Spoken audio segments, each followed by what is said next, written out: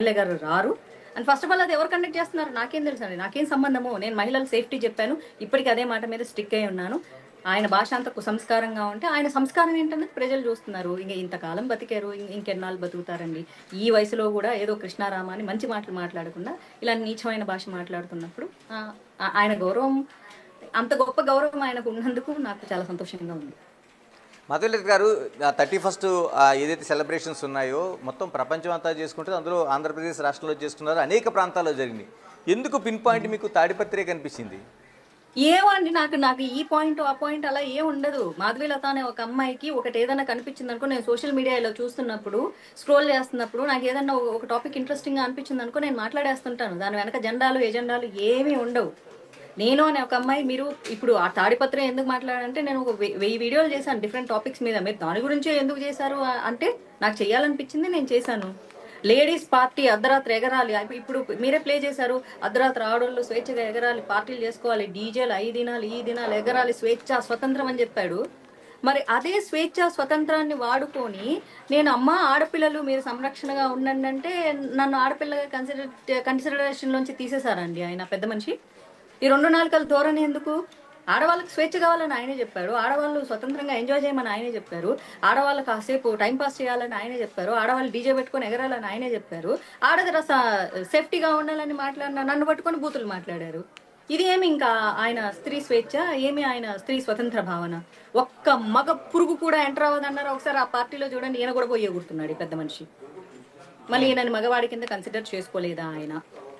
అంటే నేను ఆయన అనాలని నేను అనట్లేదు, ఎందుకంటే ఒక మగ పురుగు కూడా రారు, ఒక మగవాడు కూడా రాడు అన్నారు. మరి అదే పార్టీలో ఈ ఈ అంకులు ఎగురుతున్నారు కదా, మరి ఇది మరి ఆయన ఎవరు? దానికి కూడా నాకు సమాధానం కావాలి. మాధవీలత గారు, ఏపీలో ఉండేది మీది బీజేపీ జనసేన, మరోవైపు తెలుగుదేశం ఒక కూటమి ప్రభుత్వంగా ఉంది. మీరు చెప్తున్నది మహిళల సెక్యూరిటీ కోసం మాట్లాడుతున్నారు. నిజంగా అంత వీక్గా ఉందా రాష్ట్రంలో? లేకపోతే మీరు చేసిన ఏదైతే ఆ వీడియో తర్వాత నిజంగా ఇలాంటి పార్టీలకు వెళ్ళి మహిళలు భయపడాల్సిన అవసరం ఉందంటే గవర్నమెంట్కి డ్యామేజ్ కదా? ఖచ్చితంగా కాదండి. ఎందుకంటే 31st నైట్ అన్నది పోలీసులు ఎంతమందికి సెక్యూరిటీ ఇస్తారు? ఇప్పుడు నార్మల్ డేస్ లో అనుకోండి, పోలీసులను నిందించడానికి అవకాశం ఉంది. 31st నైట్ పోలీసులను నిందించడానికి అవకాశం లేదు. ఎన్ని చోట్ల జరుగుతుంది, ఎన్ని చోట్లకు పోతారు వాళ్ళు? సింపుల్ లాజిక్ అది కదా. మన సేఫ్టీ మనం ఉండాలన్నాను, నేను తప్పు చెప్పలేదు. అండ్ నేను ఈ 31st నైట్ పోలీసుల మీద నేరం వేయడం కూడా చాలా పెద్ద పాపం అవుతుంది. మామూలు రోజుల్లో పోలీసులను తిట్టినా కూడా పర్లేదు, కొన్ని సందర్భాల్లో తిడతాం కూడా. కానీ 31st నైట్ అంతమందికి సేఫ్టీ సంరక్షణ కల్పించడం పోలీసులకు కూడా చాలా అసాధ్యమైనటువంటి విషయం. అది ప్రపంచ దేశాల్లో అన్ని పోలీస్ డిపార్ట్మెంట్స్కి వర్తిస్తుందండి. అండ్ ఫస్ట్ ఆఫ్ ఆల్ మన ఆంధ్రాలో సేఫ్టీ లేదా సెక్యూరిటీ లేదా అంటే ఆడపిల్లల సంరక్షణ గురించి చంద్రబాబు నాయుడు గారు మాట్లాడారు, ఆడపిల్లల సంరక్షణ గురించి పవన్ కళ్యాణ్ మాట్లాడారు. వైసీపీ ప్రభుత్వంలో 30,000 మంది అమ్మాయిలు మాయమైపోయారన్నారు. ఇప్పుడు వైసీపీ ప్రభుత్వంలో ఎత్తుకెళ్తే ఇప్పుడు ఏమైనా మహాపురుషులు ఉన్నారు ఏంటి, ఉత్తమ పురుషులు? వీళ్ళు కూడా ఎత్తుకొని పోరని ఏంటండి గ్యారంటీ? ఎవరికి గ్యారంటీ? సీఎం గారు, ఉప ముఖ్యమంత్రి గారు, పోలీసులు ప్రతిరోజు అమ్మాయిల చుట్టూ తిరుక్కుంటూ కూర్చుంటారా ఏంటి? ఫస్ట్ అమ్మాయిలు కూడా మేము ఎంత జాగ్రత్తగా ఉండాలి, మా ఒళ్ళు మా మెదడు మా కంట్రోల్లో ఉండాలని వాళ్ళు కూడా జాగ్రత్తలు చూసుకోవాలి కదా. పైగా ఇక్కడ మెన్షన్ చేయాల్సి వచ్చింది ఏంటంటే ఒక్క మగ పురుగు కూడా రారు అన్నప్పుడు మరి వాళ్ళ కుటుంబ సభ్యులు తోడుకు రారు కదా. ఏ బాయ్ ఫ్రెండో, అన్ననో, తమ్ముడో, లేకపోతే హస్బెండో ఎవరో ఒకళ్ళు వచ్చిందంటే నేను ఈ మాటలు మాట్లాడింది దాన్ని కాదేమో. మరి రిపోర్ట్స్ తీసుకోవచ్చు, పోలీస్ స్టేషన్లలో ఉంటాయి కదా. గాంజా కేసులో దొరికిన వాళ్ళు ఎంతమంది ఆ ప్రాంతంలో దొరికి పోలీసులకి పాపం పొలిటికల్ ప్రెజర్ తో వదిలేసిన వాళ్ళు ఎంతమంది? నేను పూర్తిగా పోలీసులను కూడా తప్పుపట్టే స్థితిలో లేను. వాళ్ళ దగ్గర పాపం డబ్బులు తీసుకొని పోలీసులు పొలిటీషియన్స్ కమిషన్లు ఇచ్చే పరిస్థితి, దారుణమైన స్థితిలో పోలీసులు కూడా ఉన్నారు. ఇవన్నీ పచ్చి నిజాలు, మీడియాకు కూడా తెలుసు. కానీ మీరు అన్నట్టు అసలు ఒక్కొక్క ఘటన కూడా జరగలేదు. ఎందుకంటే జరిగిన తర్వాత ఇప్పుడు ఏదైతే తాడిపత్రిలోనా నిజంగానే మహిళలందరూ వచ్చారు, మీరు అంటున్నట్టు ఆ వీడియోలన్నీ బయటకు వచ్చినాయి, ఒక్క ఘటన కూడా జరగలేదు. బాగానే సాఫ్ట్ గానే. సంతోషం అండి. ఇప్పుడు నేను జరగాలని కోరుకోలేదు, ఇది మరీ బాగుంది. మహిళల మీద అన్యాయాలు జరగాలని కోరుకుంటారా? పుష్ప సినిమాకి వెళ్ళినప్పుడు ఆవిడ కూడా చచ్చిపోవాలని కోరుకోలేదండి, ఎవరు కూడా కోరుకోలేదు. కానీ చనిపోయింది కదా. ఎవరు కోరుకుంటారండి? ఓ మనిషి చనిపోవాలని, ఆడపిల్లని ఎత్తుకుపోవాలని, లేకపోతే ఆడపిల్ల మానం పోవాలని ఎవరు కోరుకుంటారు? జరగకపోతే సంతోషమే, జరిగితే ఇంతే మాట్లాడతారా మీరు? చేస్తారు కదా, ఎమ్మెల్యే గారు చేశారు, ఎమ్మెల్యే గారు పార్టీ ఇచ్చారు అని చెప్పేసి కవరప్ చేస్తారు కదా, ఇలా మాట్లాడరు కదా. ఇన్ని మాటలు మాట్లాడేవాళ్ళ ధైర్యంగా బయటకు వచ్చి?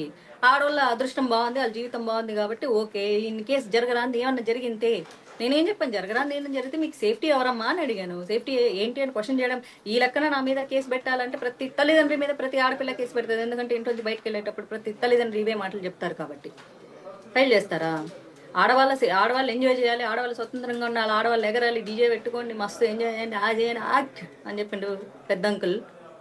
మరి ఇప్పుడు ఆడపిల్లని నన్ను పట్టుకొని ప్రాస్టిట్యూటు బట్టలు ఇప్పుకొని తిరుగుతుంది, బీజేపీలో ఇట్లాంటి వాళ్ళు తప్ప ఇంకెవరు లేరన్నారు. అసలు అది తెలియగలుగుతుంది. బీజేపీ ప్రభుత్వం మీద పడతారండి. ఆంధ్రాలో ఆకులు ఈకలాంటి వాళ్ళు ఎక్కడుందండి? బీజేపీ ప్రభుత్వం ఎక్కడుంది? ఆయన మర్చిపోయారా ఏంటి? తన సొంత పార్టీనే మర్చిపోయారా ఏంటి? అక్కడ ఉన్న తెలుగుదేశం ప్రభుత్వం తెలుగుదేశం ప్రభుత్వం మీరు కూటమిలో భాగం కదండి. కాబట్టి జనసేన స్ట్రాంగ్ గా కాదండి, కూటమిలో ఒక భాగం ఇది. కూటమి ప్రభుత్వం, తెలుగుదేశం ప్రభుత్వం కాదు.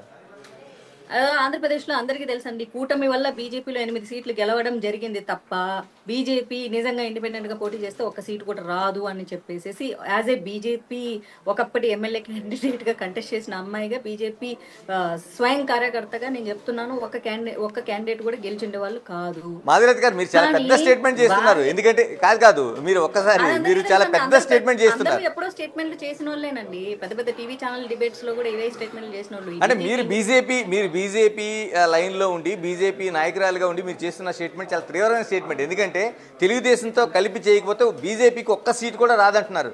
రాదండి, వచ్చేది కాదు. ఇది అందరూ చెప్పారు, పబ్లిక్ గా చెప్పారు, పెద్ద పెద్ద వాళ్ళు చెప్పారు, అనలిస్టులు చెప్పారు, అందరు చెప్పేశారు. కానీ నేను ఏమంటున్నానంటే ఆయన పెద్ద మనిషి అన్నాడు, థర్డ్ జెండర్ కంటే తక్కువ ఈ బీజేపీ వాళ్ళు అన్నారు. ఇంత జరిగినా కూడా నోరు మూసుకొని ఉన్నారు చూడండి.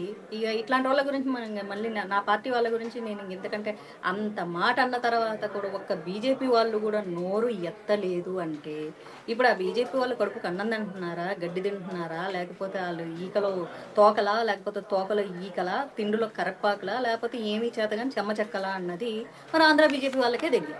కాదండి, కొంతమంది బీజేపీ లీడర్ స్పందించారు. మీరు చూడలేనట్టుంది. అక్కడ అనంతపురం ఒకరిద్దరు స్పందించారండి. ఇప్పుడు మంత్రి సత్యకుమార్ గారు స్పందించారు. తర్వాత అనంతపురం బీజేపీ లీడరు సందిరెడ్డి గారు స్పందించారు. నేను చూసాను. నేను అదే ఒకరిద్దరు, నేను అందరి గురించి అనలేదు, ఒకరిద్దరు స్పందించారు. నేను ఇందాక వేరే ఛానల్లో చెప్పాను, మేబీ మీ దగ్గర మిస్ అయిపోయింటా. వరుస పెట్టుకొని అందరికీ ఇంటర్వ్యూ చేస్తున్నాను కదా, మైండ్ బ్లాక్ అయింది. ఎలాగా అంటే మాధవీలత గారి వల్ల ఇప్పుడు ఫస్ట్ మీరు చెప్పింది బీజేపీ ఏపీ దాంట్లో కూటమి ప్రభుత్వంగా మీరు గుర్తించట్లేదు. ఫస్ట్ తెలుగుదేశం ప్రభుత్వం మాత్రమే అంటే ఇక్కడ నేను చెప్పిన విషయం మీరు గుర్తించలేదు. ఆయన ఏమన్నాడంటే ఈ బీజేపీ వాళ్ళు ఆంధ్రాలో అన్నారు. బీజేపీ వాళ్ళు అధికారంలో లేరు ఆంధ్రాలో, అక్కడ ఉన్నది వాళ్ళ సొంత పార్టీ అన్న సంగతి ఆ పెద్ద మనిషి మర్చిపోయాడు. బీజేపీ వాళ్ళు ఫోర్త్ జెండర్ టైపు బస్సులు తగలబెట్టారంటే బీజేపీ వాళ్ళకు వాళ్ళ సొంతదే తగలబెట్టుకోవడం రాదు. వాళ్ళు మళ్ళీ బస్సులు తగలబెట్టేంత సీన్ లేదు బీజేపీ కార్యకర్తలకి. కొడితే కొట్టించుకుంటారు. నేనే చెప్తున్నా, బీజేపీ కార్యకర్తలు ఎప్పుడు కొడితే కొట్టించుకుంటారు తప్ప తిరిగి కొట్టేంత సీన్ బీజేపీ కార్యకర్తలకు లేదు. I'm very clear on this. కాబట్టి ఆయన బీజేపీ వాళ్ళ మీద చాలా నిందలేశాడు. ఓకే, నేను కూడా బీజేపీ కాబట్టి లాగి బీజేపీలో ఈమెకంటే ఇంకా వేరే వాళ్ళు ఎవరు దొరకలేదా అన్నారు. సరే, నేను ఆ పెద్ద మనిషికి రిక్వెస్ట్ చేస్తున్నాను, తాడిపత్రి నుంచి మహా ఉత్తమ మహిళల్ని తీసుకొచ్చి బీజేపీలో జాయిన్